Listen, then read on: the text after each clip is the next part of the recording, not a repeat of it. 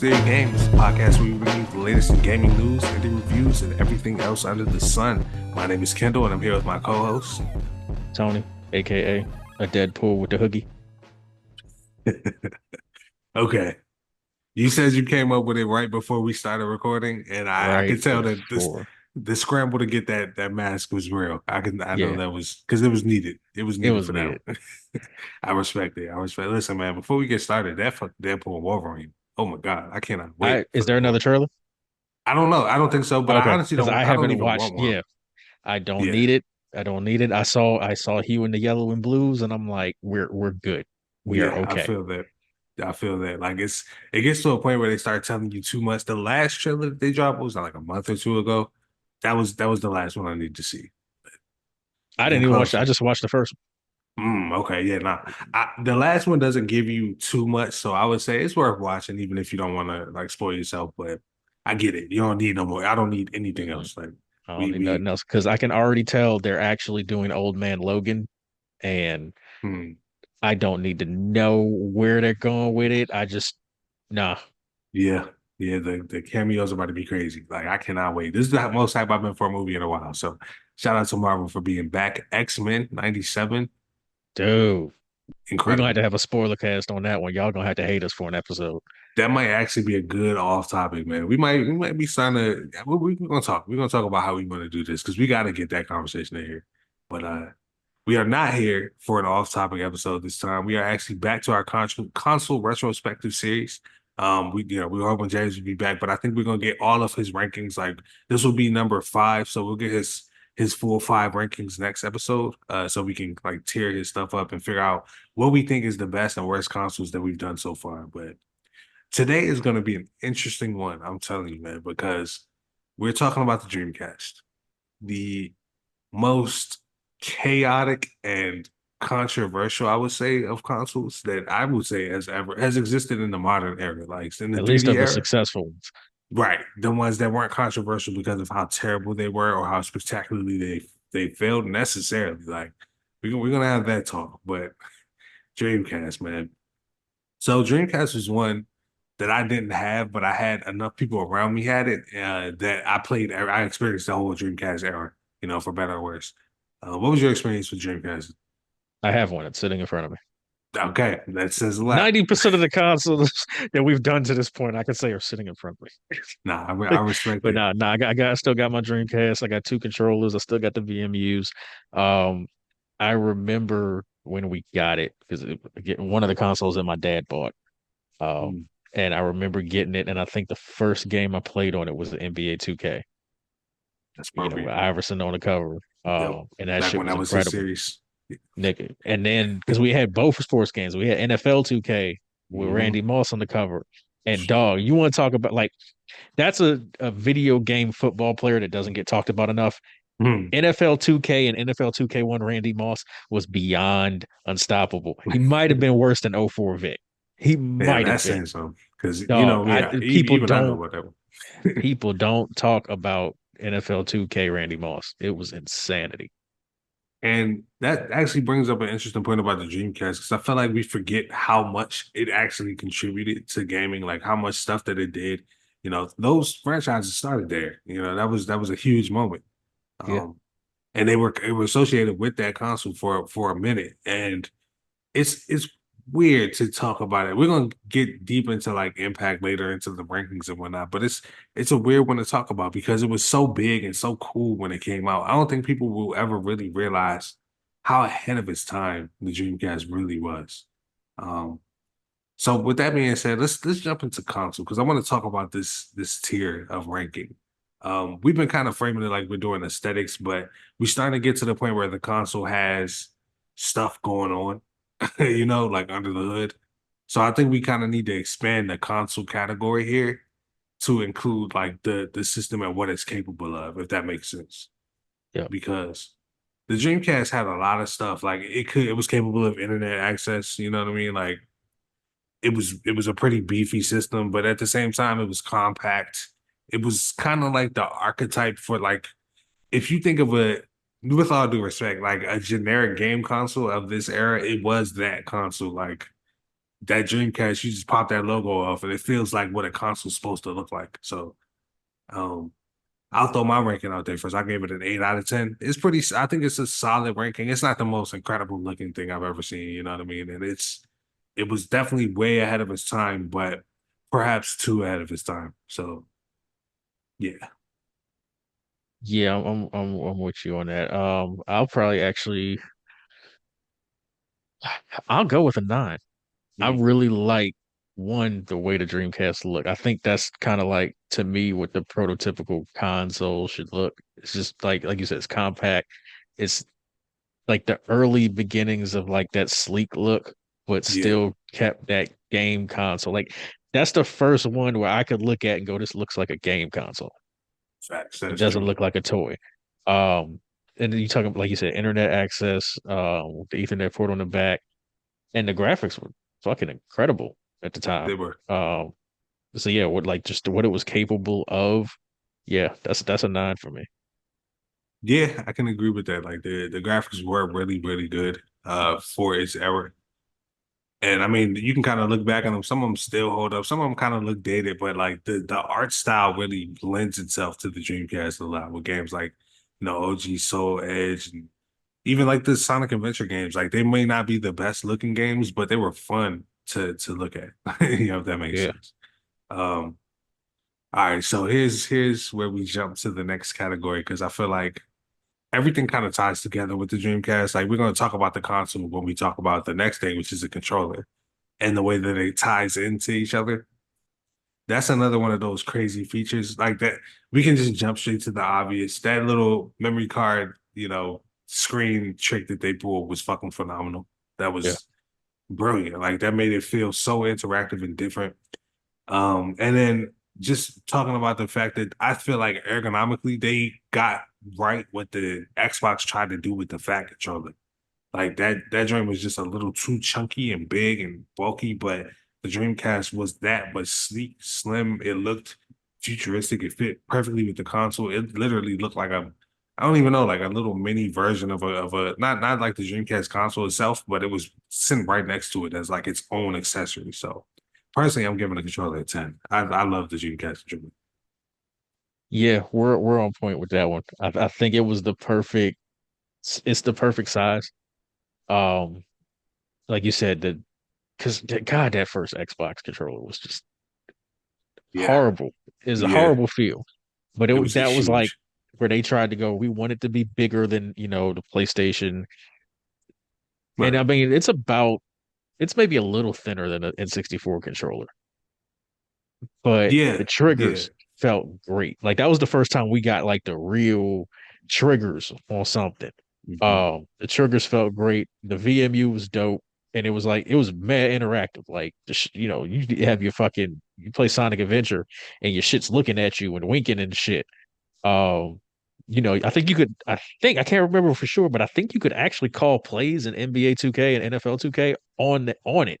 See, that's brilliant. That's some Um, Wii U shit beforehand, not Switch shit even yeah, Nintendo shit. We'll just get it. and I mean you could take it out and use it as a little like Tamagotchi type shit for your cow, chows or whatever the fuck they were called. Yeah, And that is Sonic Adventure. Like that shit was way ahead of its time as far as like feel and the placement of the second joystick. yo, Um, the way the buttons were configured, like that shit, Sega knocked it out the park with that motherfucker. absolutely, man. It's crazy how you know so many different controllers did so many different things, and they all kind of set their own standard.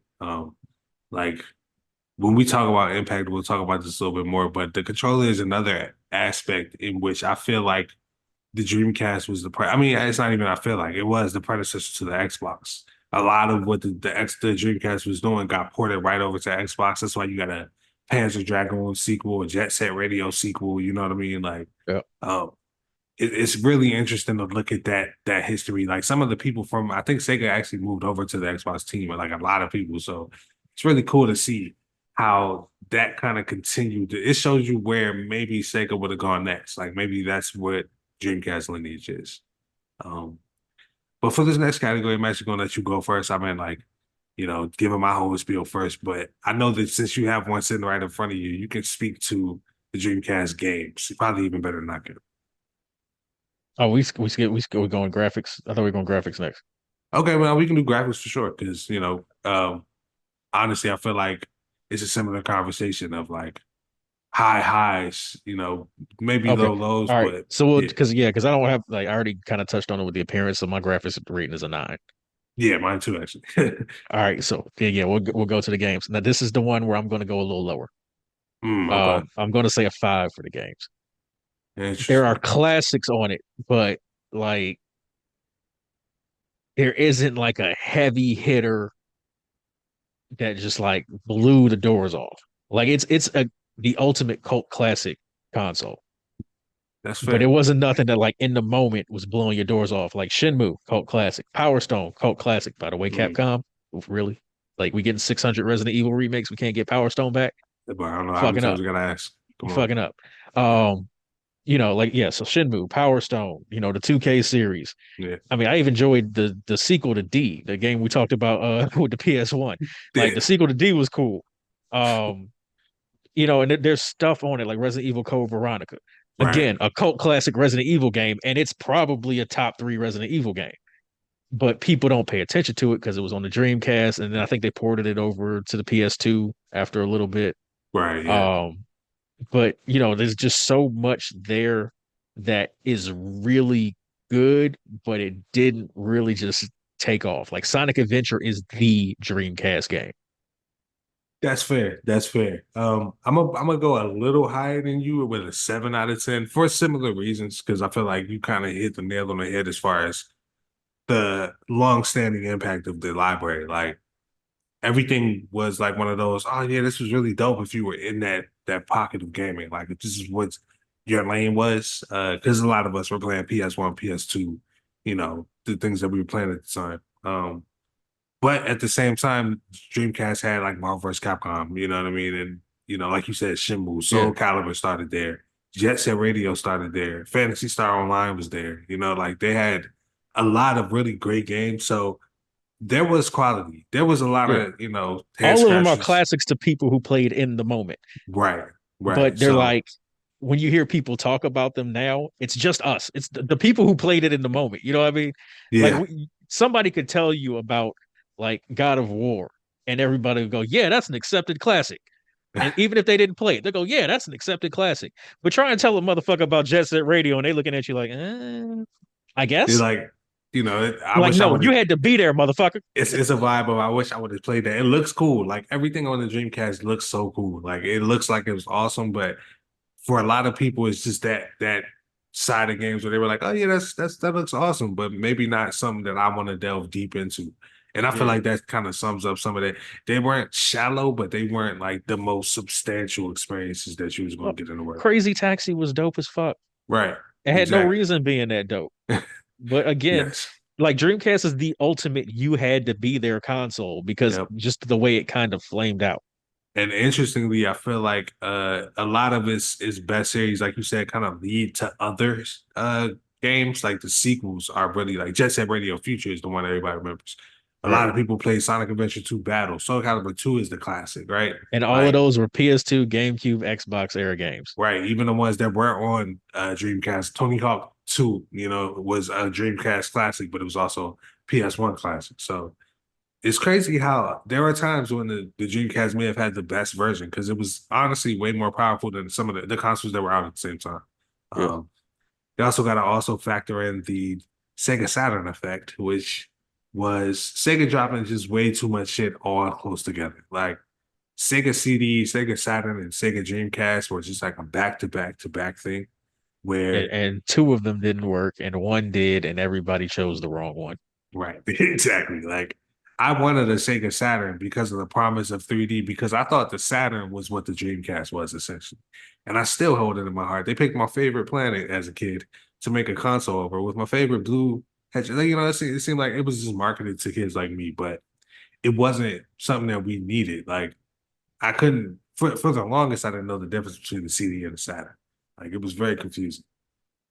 And I think by the time Dreamcast came out, it was just like all my favorite games are getting made for the ones that I know, I already have bought into this ecosystem. Like I like Nintendo games now. I like PlayStation games now. So And the It thing, was like you look at if Nintendo had dropped the Wii U, failed the way it did, and then dropped the Switch 2 years later, that's basically what happened with the Saturn CD Dreamcast run. We would have completely and totally missed out on a really good fucking console because they fucked up right before that. yeah. If they had not, honestly, Dreamcast needed that Breath of the Wild, Mario Odyssey, that wham wham wham that the Switch did because they went through some rough times. Like Yeah. Switch was controversial with the Wii, and then it EA was refused to put a game on the Switch for yeah. like 3 years straight. Yeah, they actually went off and pivoted too hard. I mean, in my opinion, it was a very hard pivot. I can't wait till the Wii episode, actually. It's gonna be very interesting because that's one of the most successful consoles ever made. But Oh, also y'all gonna hate me on that discussion. Yeah, right it's now. it's gonna be interesting. It's gonna be interesting. But so we've kind of talked about it throughout the whole conversation, to be honest. But impact. How do you feel about the Dreamcast impact overall? It's And I got know to that's be a a tricky question. 10. Like I just Mm, it's mm. and it's an impact in both its failure and its successes. I think that's what makes it a 10 because it's not just straightforward one thing. Like the Dreamcast failure made people go, okay, Sega cannot do this console thing anymore. Now they're a publisher and a developer. So we've gotten hella good games out of that, the death of that console, just from them. And then on top of that, you look at what they did positively. And even though it failed, people went, yeah, we should put internet in our consoles. Now that we're putting internet in our consoles, now you've got online play, which led to Microsoft coming up and Microsoft doing what they did with Xbox Live and 360, which basically gave us Halo, which basically gave us Halo 2, which gave us Hmm. Red versus Blue, which gave us Rooster Teeth. Like all of this shit is fucking connected, you know. Man, The that's actually VMU crazy. the VMU basically leads up to the Wii U. The Wii U leads to the Switch. Hmm. You know, the Switch leads to the Switch 2, which honestly, if you're looking at the VMU and you're looking at the portability of video games, you have to say the Dreamcast eventually led to Game Pass because now we're talking about putting games on tablets. We're talking about putting games on phones. Like As a that, what? Hey, that shit has a ridiculously far-reaching impact, especially when you look at just like individual games. The 2K series being what it is, how interesting. we ended up with NFL 2K5 versus Madden '05, which turned into the licensing deal that's got us stuck in the Madden hell forever. Facts. That is Like very true. there is no question that the Dreamcast is the most impactful system in gaming because everything we see now is a result of its successes and its failures. That is actually a really fascinating take, and I appreciate that take. I had it. You made me bump my score up 1 point. I'm not gonna lie to you. I moved my number up 1 point because you made a compelling argument. I'm still not with you at the 10, but I did move up. I went from a 6 to a 7 because Ooh, I think I'm the thing interested in this. about the Dreamcast is that its failure is evident that at the time of its release, there was no impact. It had no impact on the industry. In fact, the lack of impact is what made everyone move the way they moved. It was a great console. It had all these great games, and it just did not move the needle for people.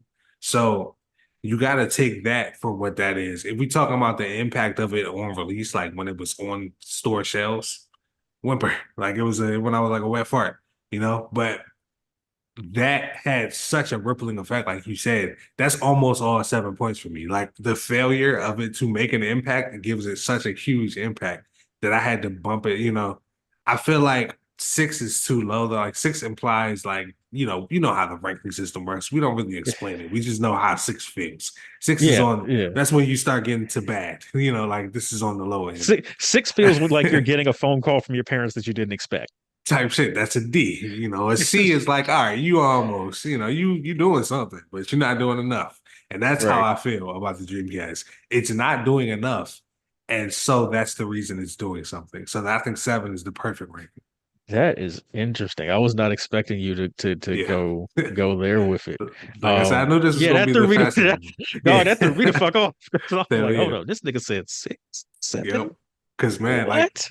I mean, straight up, like the Dreamcast, I wanted it to be that console. Like we ain't even talk about stuff like Like Ready to Rumble boxing was supposed to be this mega hit, but I feel like it's one of them things that you No, remember playing and we loved playing, and then it was just classic. gone.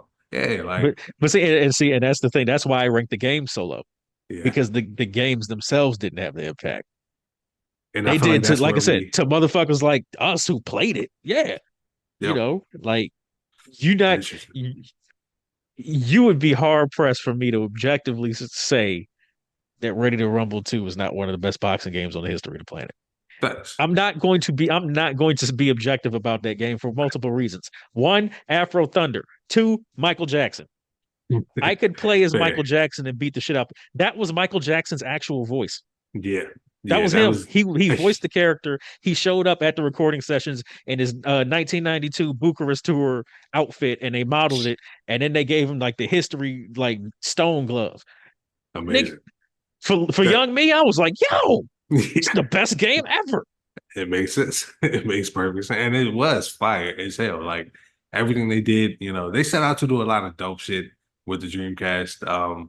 And they achieved a lot of it. Like there was stuff that we hadn't seen at that on that level at the time, but I find this console so fascinating. Like everything about it just like screams like what happened. This should have been Yeah, a breakaway success. We just it was a bag fumbled, unfortunately. And I recommend like looking into the history of Sega versus Nintendo because I talk about it a lot, but objectively there was a point when Sonic came out and he was eating Mario lunch. Like he was actually man. the new kid on the block and he took off running and Mario had to catch up a little bit. Like it really was a thing. That's why Sega got to the point where they was putting out too many consoles. To enter the video game market They right was at feeling that, himself. yeah, like you got to realize the market had crashed right before this and Mario saved it. And they came out here swinging at Mario and it Yeah. was working for a minute. And we talked about that during the Genesis episode, but this is the other side of that where the ambition was just they was going a mile a minute. Every game had to innovate. They was doing some It, crazy shit, you know. it would be like what you basically described was 50 Cent dropping How to Rob and then all of a sudden dropping two duds right after. Right. Like you can't show up like that and then like, we looking at you and it's just you dropping the ball now. Like you or not even necessarily duds, but you could be moving too fast. Like if 50 Cent immediately jumped to AO technology or whatever, like That's a that's kind of dud, more. nigga. But okay, let me something more modern, Let's say something I that get money. yeah, Not a yeah, there you dud, go. but it ain't the one, Exactly. I hated that song, AO technology. But I did too. yeah, Yeah. yeah, nah, but yeah, now if you jump to like, you kind of moving too fast, like the industry hasn't caught up yet. I know there's songs that we've come to love later in life because we realized this is a vibe that we weren't used to at the time. And now, you can kind of get with it a little bit more. Like it's the same with movies, things can be ahead of their time in a way that's detrimental to their success. And I The think the Chronicles of Dreamcast Riddick. facts, like the going, I will die for that movie. All right. I feel That's it. one of my favorite movies And ever. they But moved too fast. After Prince, yeah. like Prince Caspian was, that's when they started to try to make a franchise out of this. And Not it was, Narnia. I'm talking about Riddick. oh, excuse me, yo, Yeah, Riddick, Vin yeah, Diesel. yeah. Vin Diesel. Yeah. Yeah, no. Chronicles of Riddick they actually moved at the right pace, I think. Like with Pitch Black and then Chronicles of Riddick, and then having the game come out and be fire. Like it felt like there was intention behind when they put their shit out. I see it, but I guess the issue was the change of tone from Pitch Black because nobody thought Riddick was gonna be like a character. You know what I Yeah, mean?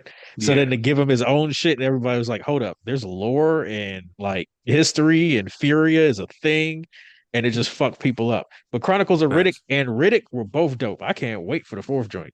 Man, I can't believe they're making a fourth one. I also can't believe I thought Yeah, you said Narnia. And I was like, yeah, that lion, yeah, that you shit heard was crazy. Chronicles of, and it went from there. Yeah, for sure, for sure. But there's examples in all these fiction. Like we could have went with the Narnia example. I was Yeah, gonna yeah, actually throw out because I didn't Golden fuck with Compass. Prince Caspian. Right. That drink kind of dropped the Is Golden Compass the one where they kill God?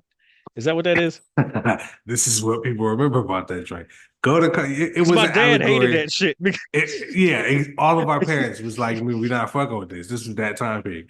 But later in life, they put out His Dark Materials, which is a show on HBO Max. And it's the same series. And that show delves into what it really was, which was these people live in a fantasy world, and they kind of bridge the gap to our world. And like there's like scientists that kind of figure out how to like communicate. And there's some stuff about God in there. Like there's some I'm not like the most well versed on it, but there's like a conversation about It's like vague religion and God. illusions. Yeah, Okay. yeah, yeah. But it really does like delve into that stuff, and it can start people asking questions, I guess. So maybe they didn't want that. You know how that goes with Because religion. it seemed like something I would fuck with, but when you got parents that's like religious and shit, it's a Yeah, little harder to. And it they was were like ahead my of its parents wasn't time. overly religious, but that was the one where my dad kind of interpreted it like that, and it was like, oh, we're not doing this. Oh yeah, it was that joint got straight.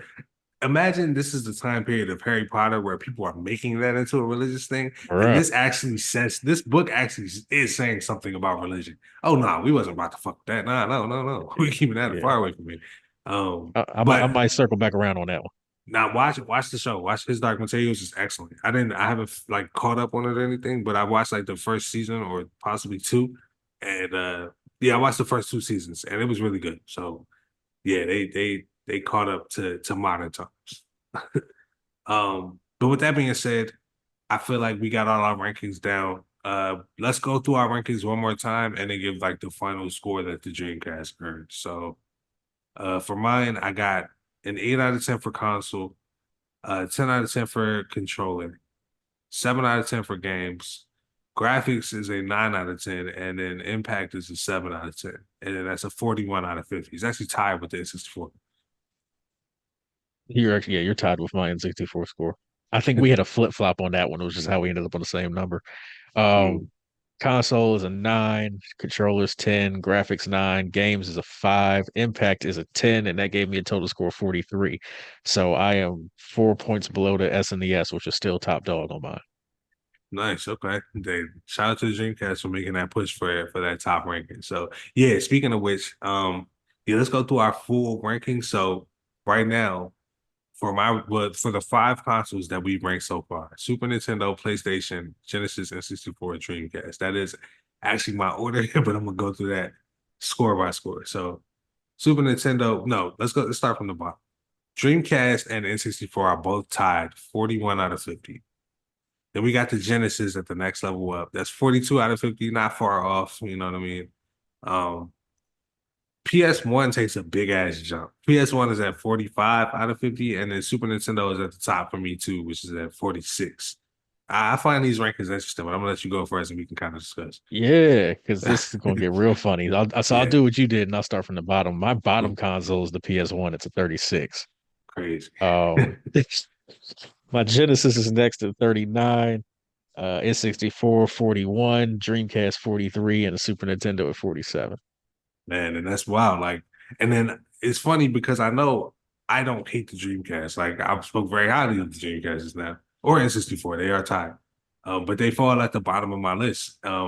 Whereas PS1 took a hell of a hit because it's a great box for you. Right, right, yeah. So it's funny how like do you feel like this list reflects how you feel about like console rankings in general? Like how I actually feel about each Yeah, one, or yeah. If somebody put these five consoles in front of you, would you put this list together this way? yeah, actually, Interesting. yeah, Okay. because I like, and maybe it's especially how we talked about the Dreamcast. Maybe it's nostalgia goggles, but again, I was there. You know what I mean? Like Yeah. because there was such a short, it was like a puff of smoke. Like if you were in it, you know what the smoke smelled like. If Yeah. you weren't, it was here today, gone tomorrow, and That's you don't facts. really know what you was missing. So I do recognize that I'm speaking on the Dreamcast from a place of like pure nostalgia, but also it's like Bomani Jones when he talks about like the Jordan Braun debate. And it's like, look, you could call Braun the greatest if you want, but yo, I lived the Jordan like, no, we was there. Right. That's gonna be my choice. Yeah. Yeah. So like that's always the argument. It's like, yo, I was y'all 88. Like, you know Right. what I mean? Like I was there. So Yeah. like for me, when I look at the Dreamcast, it's like that dropped in 2000, I was 10. That's like peak gamer age, you know what I mean? Like right when that Yes. shit drops. Um, Yeah. and then you're talking about like the in between the 64 and the PS2 GameCube era. The Dreamcast was what I played until 2002 when I got my GameCube. Hmm. Yeah. So So that easy. I played all of that stuff I'm talking about. I played it. It was all. good. There's just a lot of stuff in there that wasn't. And Yeah, like I said with the N64, the classics have to be able to overcome the, for lack of a better term, shovelware. right, right. There weren't So like pure classics. There were just really good games. yeah, yeah, I agree. For the most, I mean, I agree for the most part. I think it has some classics, but I feel your argument. Um, it's interesting because I feel like my ranking is I agree with my ranking, but almost for the opposite reason. Because I think if I was to go by my list and like that same logic when it comes to like which one I personally played, I will probably bump the N64 up above the Genesis. Even though I did grow up having a Genesis in the household and playing a bunch of Genesis games, but the N64 was that same time period when I was 10. That's what I got for Christmas when I was 10. And I played Majora's Mask and I played Donkey Kong until those fucking cartridges started smoking, and then I kept playing them. So that console was very special to me. But I feel like I took a super objective approach to my rankings, and I think that this reflects that. Not that you didn't or nothing, but I Well, can look, I'll see, be honest, the Dreamcast one was not particularly, it wasn't overly objective. The rest I of can them, yeah. respect it. I can But respect, and that's why that you joint know, got bumped up, and that makes sense. Like it makes sense. But having these like Genesis, N64, and Dreamcast, I feel like those last three you can kind of mix and match. And Genesis is 1 point above N64 and Dreamcast, which are tied. So that I feel like it's pretty accurate too. It's cool. It means we made a good system that is a real reflection of how we feel about these consoles. yeah. Because I mean, you look at the consoles that we're ranking are not good consoles. Like Exactly. we have a scale out of 50, and nothing, I think, between the two of us at least, I can't remember what James's are, but nothing's lower than the 36 I got on the PS1. I don't think he had anything that low. But I gotta, like I said, Yeah, when James we actually gotta does check with them. return, we'll get him to do his like ranking and like do his five so far, and then we'll just add the next one on. And we're going to get to some interesting stuff. We still got like PS2 to do, GameCube. We got a lot of cool consoles to talk about. I love talking about the I can't wait GameCube, for the but GameCube. Nintendo's fucking philosophy during that time was like literally fuck it. But we're gonna get there. We're gonna get there. Um, but no, I feel like that's a great place to wrap this one up, man. We definitely want to hear from you on the Dreamcast because this is a cool conversation. Like, definitely let us know in the comments how you feel about the Dreamcast, what you think about rankings of the console so far, and what lines up with how you feel. We want to hear from you guys. Definitely like and subscribe so we know we are making the content you want to see. And hit us up on Twitter, man. At I'll tell you Eclipse what, Theory. there's a certain artist on both of our timelines that might have an issue with you and your impact rating. Listen, that's very true. That's very true. And Danny, if you're watching this, just know I get it. I know, but I felt like I made my points accurately. You can holler at me if we need to have a conversation about that. I know you might want to fight me right now, but shout out to the Dreamcast. But yeah, no, holler at us on Twitter, man, at Eclipse Theory. Instagram, we are at Eclipse.theory. We definitely want to hear from you guys because we are trying to make this a show for you. So until next time, man, I'm Kendall. This is Tony, and make sure you guys keep gaming.